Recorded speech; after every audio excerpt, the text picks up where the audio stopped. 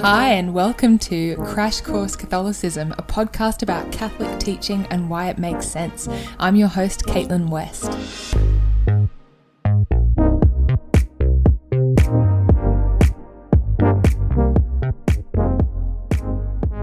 Hey everyone, welcome to this episode on how angels work. So this episode comes to us courtesy of my friend's mum, who actually informed me, brought it to my attention that I had not yet done an episode dedicated just to angels, which is like crazy. That's such an oversight. So we can all thank Kay for this episode. Thanks, Kay. So in this episode, we're going to start by talking about what is the church's teaching on angels. Do they exist? Spoiler, yes, they do. What are they like? What kinds of angels are there? And then we're going to end with a discussion specifically of guardian angels and tell some stories of different saints and their relationships with their guardian angels. Cool. So let's start by talking about what the church kind of broadly believes about angels and the existence of them. So in both the Old and New Testaments, we see angels appearing pretty regularly. So in Exodus 23:20, God says to his people, "I'm going to send an angel in front of you to guard you on the way and to bring you to the place that I have prepared." And then in the New Testament, in Acts chapter 12, we have that awesome story where Peter has been put in prison by Herod. And then like in the middle of the night, he's fast asleep and an angel comes and wakes him up and is like, "Come on, Peter, get up, let's go." And then Peter thinks he's dreaming and like gets up and the chains fall off his wrists and he's like, "Okay." And then they leave the prison and suddenly he looks around. He's like, "Oh, wow, I'm actually free." And then he goes to see all of the other Christians. He goes to the house of Mary, the mother of Mark, and he's knocking on the door and they're like, "Nah, that's not Peter. That's his angel." So we see these moments in both the Old and New Testament, and there are many more that you can read about. There are some listed in the Catholic Encyclopedia if you want to take a look, where angels appear to people as messengers and guardians. Not only do angels appear, but we see that there is this very deep belief in the angels and a reliance on them from the very beginnings of Christianity. So in the first letter to the Corinthians, we read, "In him, in God, were created all things in heaven and on earth, the visible and the invisible." So we see this belief that God did not just create the physical world, he also created things in heaven and things invisible. So this is a commonly held belief that there are spiritual beings. But the first time that we see the idea of angels being kind of concretely stated in the teachings of the Catholic Church officially is not until the 13th century, during the Fourth Lateran Council. And we've seen this before with many teachings in the Catholic Church, that it actually takes a long time for them to become sort of officially part of church teaching, not because they're not present and Christians don't believe in them, but because they are so widespread and commonly held as truths of the faith that there's no need to kind of put them down in writing in the same way that there's no need to sort of put down in writing, "The sky is blue," for it to be true. Like everyone kind of knows and believes that already. So in the 13th century, during the Fourth Lateran Council, we find this decree of faith, which states that God, by his almighty power at the beginning of time, created from nothing both spiritual and corporeal creatures, that is to say, angelic and earthly. And then this statement is repeated in the exact same words in the dogmatic constitution from the First Vatican Council called Dei Filius. So the Church officially teaches that there are angels. Cool. So what are these angels like? Well, this is actually something that we have touched on all the way back in episode 6. So some of the stuff I'm going to say now is going to be a bit of a recap, and then you can go back if you want to. But basically what we know about angels is that angels are beings of pure spirit. So the Catechism in point 328 says that angels are spiritual, non-corporeal beings, meaning that they don't have bodies. So while we as human beings are made up of both body and soul, we have an intellect and a will, as well as a physical body, angels are pure intellect and will, pure spirit. Now, again, this is recapping from episode 6. That word angel doesn't actually refer to the essence of what these beings are. In fact, the word angel only describes the office or role that these spiritual beings play. So St. Augustine says, "Angel is the name of their office, not of their nature. If you seek the name of their nature, it is spirit." So that is what they are. They are spirits. So just like how I am a human being, But then I also might have a job. So I might be a doctor or a teacher or a bricklayer. So human is what I am, but bricklayer is what I do. So in the same way, spirit is what they are and angel is what they do. So the word angel actually comes from a Hebrew word, which just means one who is sent. So in other words, a messenger. And they obviously have that name because this is what they tend to do. We see it a lot throughout the Old and New Testaments. Angels are often sent to deliver messages to people. Now, actually, the Catholic Encyclopedia reminds us that, yes, angels do act as messengers and they also act as guardians of people. However, that job is not their kind of primary purpose. So again, like we can think of ourselves as human beings, right? What I am as a human being. And then my job might be I'm a teacher. However, my primary purpose in life, the reason for my existence, is ultimately to love and adore and worship God, both here and eventually in heaven for all eternity. So in the same way, the job of an angel is to act as messengers and protectors for us. However, their primary purpose, the reason for their existence, is ultimately to love and worship God.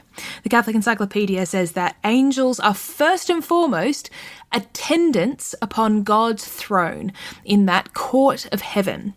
And it quotes the following description from the book of Daniel chapter 7, that it says, "As I watched, thrones were set in place, and an ancient one took his throne. His clothing was white as snow, and the hair of his head like pure wool. His throne was fiery flames, and its wheels were burning fire. A stream of fire issued and flowed out from his presence. 1,000 thousands served him, and 10,000 times 10,000 stood attending him." So this is interpreted to be a vision not only of the souls of the saints in heaven, but also of the angels worshipping at the throne of God. So that's what the angels are, what their purpose is, and what their job is. Now let's talk about some of the things that angels can and can't do. Because we know, right, that angels in one sense are above us. They're beings of pure spirit, so they're not kind of inhibited by the sort of limitations of time and space. However, that does not mean that they are God, right? They're not little demigods. So they don't have his omniscience and omnipresence, and they are not all powerful like God is. So let's kind of clarify what exactly it is that angels can and can't do. So we human beings, we are in a physical body, right? So we learn things over time using our senses through our bodies in a kind of sequential way. So for instance, as a baby, let's say that my parents read books to me. And then as I get older, I start to try to read myself, and I begin by learning basic sounds. I start to recognize letters. I start to be able to put them together, sound them out, and bit by bit over time, I learn how to read, and then I can read more and more kind of complex materials as I get older. Now, angels don't experience knowledge and learning like we do because, again, they don't exist within time and space. So what that means is that the angels have all of the knowledge that they will ever have or ever need from the very first moment of their creation. They don't learn things bit by bit over time. They sort of perceive knowledge completely. It's like their intellect is completely filled in that first moment of their creation. Now, because angels perceive the full knowledge of things instantly instead of over time, that means that they are a heck of a lot more knowledgeable than we are. They kind of know everything. Now, when we say they know everything, that doesn't mean that they know everything. And we've said this before, that no created intellect can kind of contain that infinity that is God. So when we say that angels know everything, we don't mean that they are all knowing like God. But when it comes to the kinds of knowledge that a created being can have about God or about the world or about, ideas or philosophy, I learn that knowledge, whereas angels have it completely as soon as they come into being. Thomas Aquinas also writes that angels have a much higher intellect than humans have because they're much closer to God. They're right in his presence. So you can think of like the smartest of all the smart people you could ever imagine, obtaining all of the knowledge they could possibly have in the moment of their creation, and that's the angels. So angels have all of this really cool knowledge about stuff, and that is why they are really awesome at helping us. However, here's a couple of things that angels cannot do. Angels cannot read our minds, and they also can't influence our will. So here's how I heard it explained on the Godsplaining podcast, which, by the way, if you haven't heard of Godsplaining, it's a really great podcast. You should listen to it. But this is the way I heard it explained on there, which I thought was super useful. They talked about how the human person, it's like a house, right? And an angel is like a person who knows everything about, like, all the best stuff about how to run a house. But they're not inside the house, right? It's not their home. All they can do is kind of knock on the door and be like, hey, or like tap on the window and be like, hello, that thing that you're doing, like I could help you to do it better if you let me in. So angels can never force us to do anything or control our wills or control our minds. All they can do is kind of approach us from the outside, just like any other created intellect and will. So while God has this privileged insight into every tiny, minute, interior aspect of ourselves, he can see our thoughts and our imaginations and our desires and everything that goes on in our will and our mind. And if he wanted to, he could control those things as well. He just chooses not to. The angels aren't like that. So when the angels look at us, they're not reading our minds, but they can read our body language or our gestures or our facial expressions or the things that we say out loud. And in fact, they can do that very, very well, much better than a human person can, again, because they have this incredible knowledge that is kind of higher than our own. So angels can read us externally really, really well, and they can also suggest things to us in the same way that any other person can. So I could go to my sister and say like, oh, I reckon you should do this thing tomorrow. Well, in the same way, an angel can come and tap me on the shoulder and be like, hey, I reckon you should go and talk to that person over there, or I reckon you should call that friend. And the way that they communicate to us isn't sort of physically, because they're not corporeal beings. So they might sort of pop a thought into our heads or an idea or an image to kind of prompt us to do something. But again, they don't have the power to control anything that we do. So of course, this then raises the question, how is it possible for us to pray to the angels if they can't read our minds? Like, do we have to say all of our prayers out loud? Otherwise they can't hear us? Well, no, not exactly. As always, Thomas Aquinas has a really great answer to the knottiest questions. So Thomas Aquinas writes, God alone of himself knows the thoughts of the heart, yet others know them insofar as these are revealed to them, either by their vision of the word or by any other means. So what does that mean? Basically, what he is saying is that only God can read our thoughts and see inside our hearts. However, he can reveal things to the angels as well as to the saints. So when we pray, this is the amazing thing. When we pray to the angels and saints, we're actually praying to God. And then because the angels and saints are beholding God and experiencing the beatific vision, they can see that information through their vision of God, and because God reveals it to them. And this is actually a really helpful way of explaining prayer to the saints and angels to our Protestant friends, because that's a question that, you might have heard before. Why would you pray to the angels and saints when you could just go directly to God? Well, in reality, we do always go directly to God. When I pray to a saint or to an angel, that's not like me kind of sneaking round the back door and like calling an angel over and being like, hey bro, like God can't hear us, but like, could you ask him if I can go to my friend's house on Friday night because my mom won't let me go. I really want to go. Okay. It's not like God can't hear us in those moments or that he's not a witness to that prayer. In fact, all of our prayers go through God. And this is the beautiful thing about prayer, right? To the angels and saints.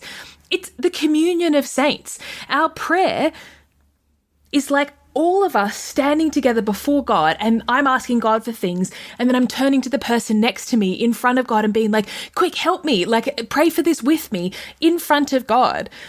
Okay, now these same principles apply to the question of whether or not angels can see the future.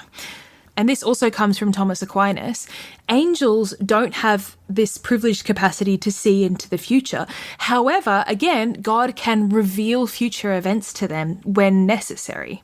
Also, side note, all of this stuff about how the angels can't kind of force us to do anything or read our minds, this can be really helpful and reassuring for us to remember when it comes to fallen angels, to the devil, right? Because that can be a fear that we might have, that the devil can read my mind or the devil might be able to force me to do something bad. The devil, just like all of the angels, he can see our kind of external expressions of thought and maybe read us really well and put thoughts into our heads to try to provoke us to do something. But ultimately, the only person who can see straight into our soul and can kind of has the capacity to control anything that I do is God. Even in cases of possession, when a person has, that image we were saying before of like a house and you can open the door and let an angel in, the same thing is true of the devil, right? You can open the door and let the devil in. Even in those cases of demonic possession, the devil is not controlling the will of the person. So in the Catholic Encyclopedia, it says, the soul itself can never be possessed nor deprived of liberty, though its ordinary control over the members of the body may be hindered. So even in a case of possession, the devil might be able to control the physical body of the person and to be able to act from within that person. But that's different from the devil controlling the will of that person. And this is just a helpful reminder that the devil is not all powerful, that God is stronger than the devil. Okay, so angels can't read our minds, can't force us to do anything, but they are super powerful and super cool. They are not inhibited by time and space, as we've said, so they can be anywhere in an instant. They can protect us from dangers because they can see them coming in a way that we can't, because we've got our headphones in and we're distracted by the world around us. Angels can see something that's happening on the other side of the world and prompt us to pray for it. So it's people talk about moments when they just had this instinct when they knew that someone needed prayers or they needed help. That's very often our guardian angel tapping us on the shoulder and being like, hey, your friend needs prayers right now, or this person needs prayers right now. Okay, so angels are not God, but they are super awesome and super powerful. Now, here's another question. How many angels are there? Great question. Well, the official answer to that question is heaps. Lots. So many. No, actually, we don't know specifically how many angels there are. I mean, God is infinite, right? And we can imagine that he would have created many, many, many angels. In fact, in Daniel chapter 7, which we just read earlier, it refers to 10,000 times 10,000. And then the book of Revelation refers to myriads of myriads. So basically, there are lots of angels. Thomas Aquinas writes that the angels exist in exceeding great number, far beyond all material multitude, far beyond the number of any material thing. One tradition that has kind of sprung up in the Catholic Church is the belief that not only does every person have a guardian angel, but that every guardian angel looks after only one person. So that would imply that there are at least as many angels as there have ever been people in existence for all time, and then many, many more besides. And that's a very beautiful idea, right? The idea that your guardian angel has, for all eternity, been assigned just to you and, was probably waiting in anticipation, couldn't wait till you were born because it was finally their time to, be with you and look after you and try to help you get to heaven. That's their one mission, is to look after you and to bring you to heaven. Okay, so we've been referring to guardian angels, and this leads us to our next question, which is, what kinds of angels are there? Are they all the same, or are they different? Do they have different roles? Okay, well, we said earlier, right, that the word angel actually just describes the role of these spiritual creatures. But many theologians have written about the fact that role, angel, is not the only role that these spiritual beings can play. And this makes a lot of sense, right? Just like human beings, God has created us all with different kind of jobs to do. And in the same way, angels have different kinds of jobs to do. So St. Jerome writes that some angels, their one job is to remain in heaven adoring and worshipping God, while other angels are sent into the world to appear to human beings. So we can kind of think of it like if you have a king, right? And the king has his attendants. So there might be a group of people who are really, really close to him, and they have a more kind of intricate knowledge of the king and his life, and their one job is to remain close to the king and to serve him more sort of exclusively. Whereas other servants of the king have the job of going out into the kingdom. So maybe they are ambassadors or messengers.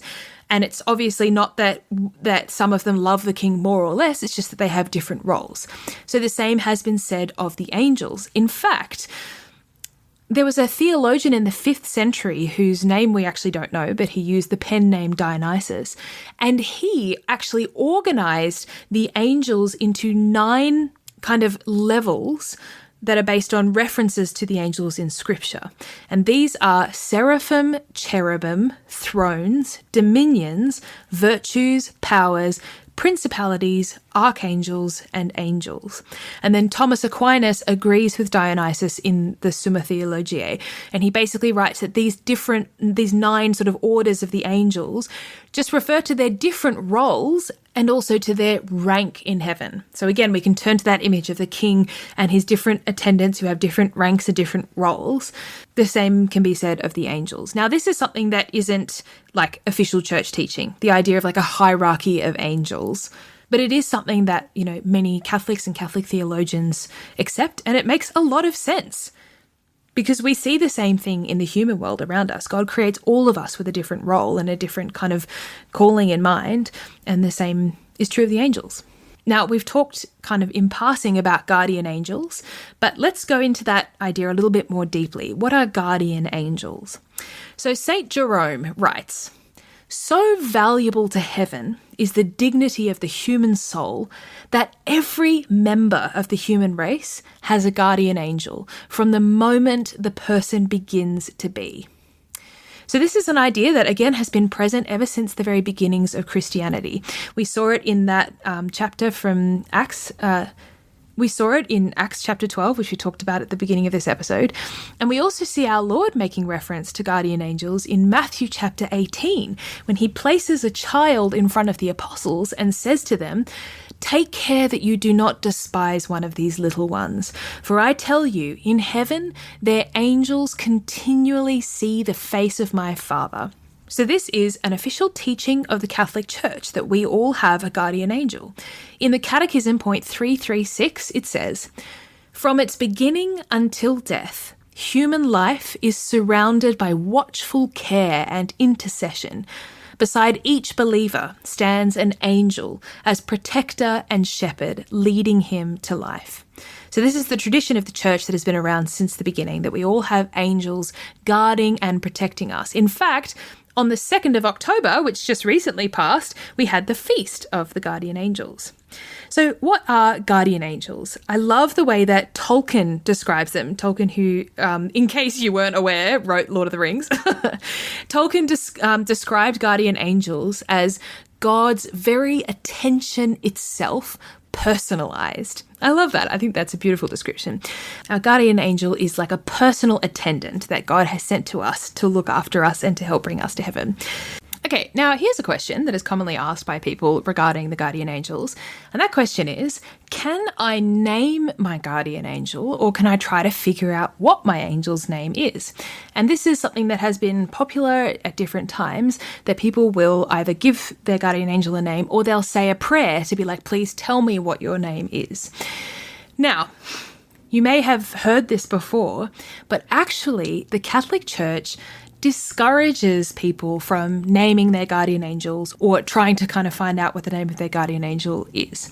In a document from the Congregation for Divine Worship and the Discipline of the Sacraments, titled Directory on Popular Piety and the Liturgy, the following quote appears. It says, "The practice of assigning names to the holy angels should be discouraged, except in the cases of Raphael, Gabriel, and Michael, whose names are contained in Holy Scripture."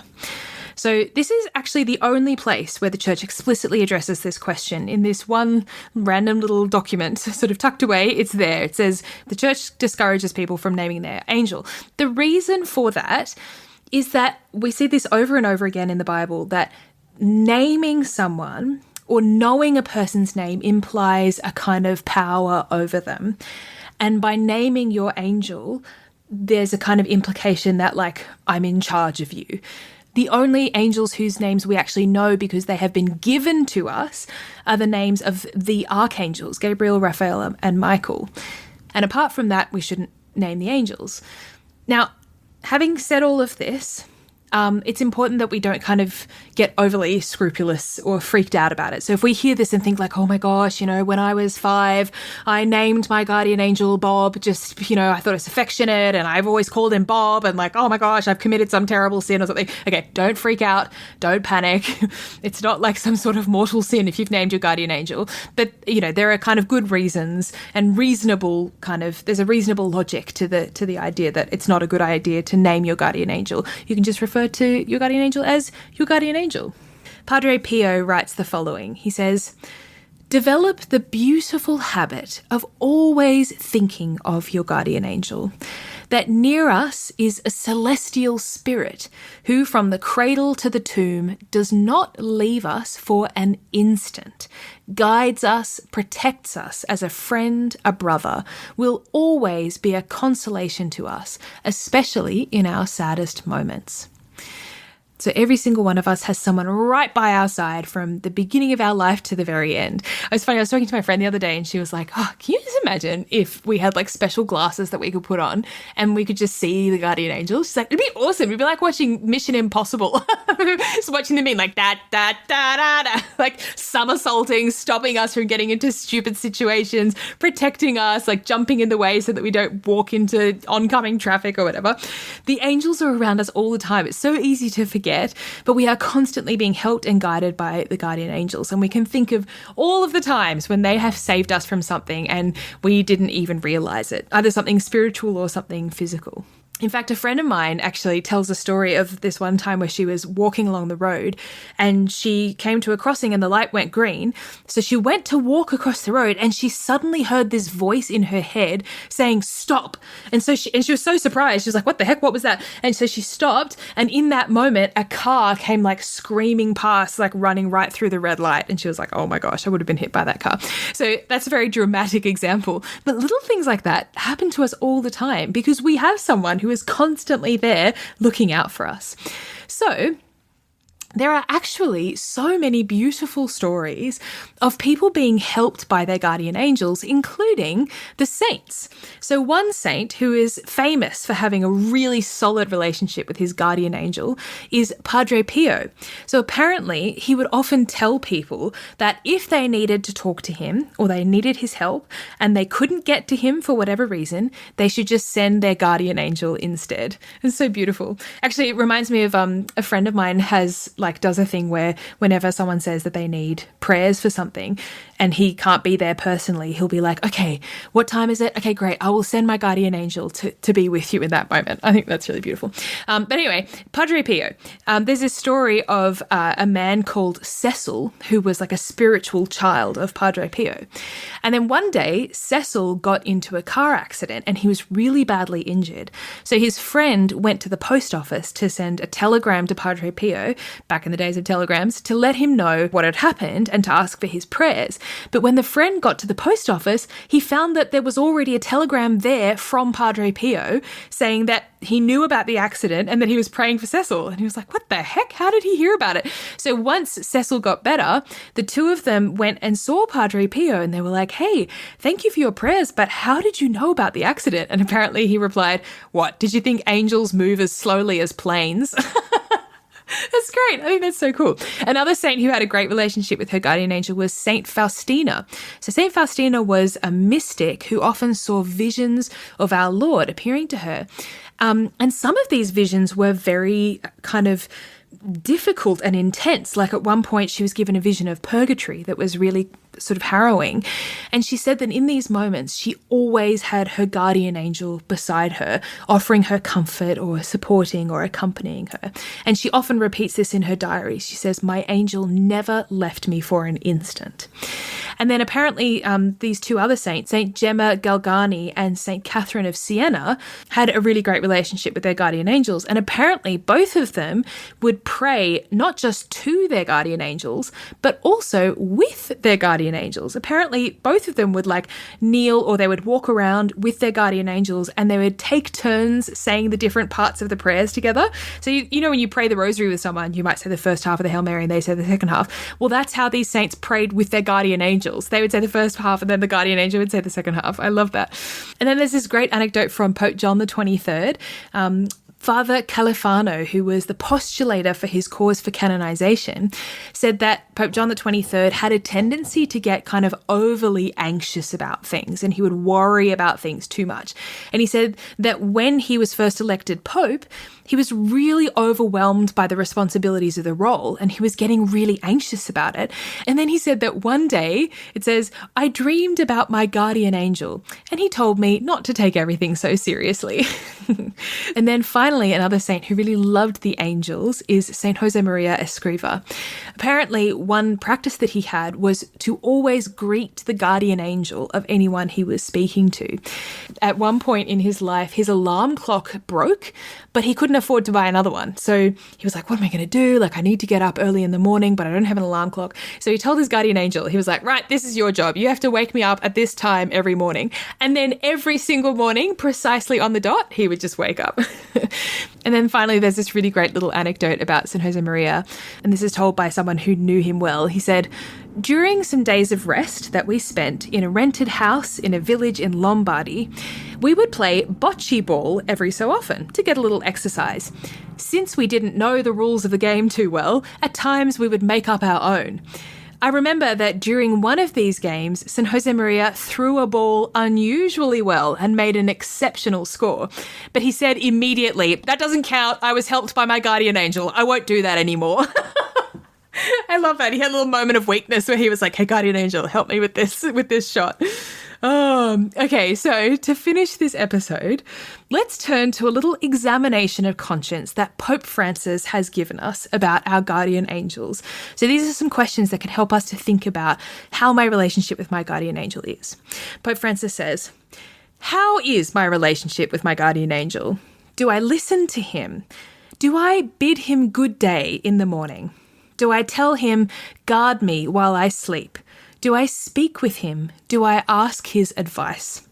So this is really helpful for all of us to ask ourselves, how is my devotion to my guardian angel? And then how can I increase that devotion and grow in my relationship with him and allow my guardian angel to bring me to heaven? Okay, great. Well, that is all that we have time for today. And I can't wait to talk to you in a fortnight. Have a good one. I will talk to you later. Okay, bye.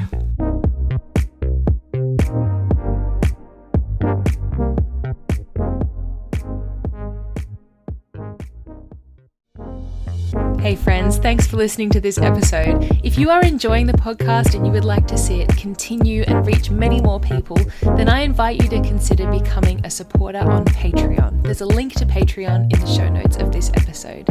There are many running costs associated with running a podcast, and I rely 100% on the generosity of patrons. Thank you so much to those who already support the podcast. And most importantly, please continue to pray for me and for all of those who are listening.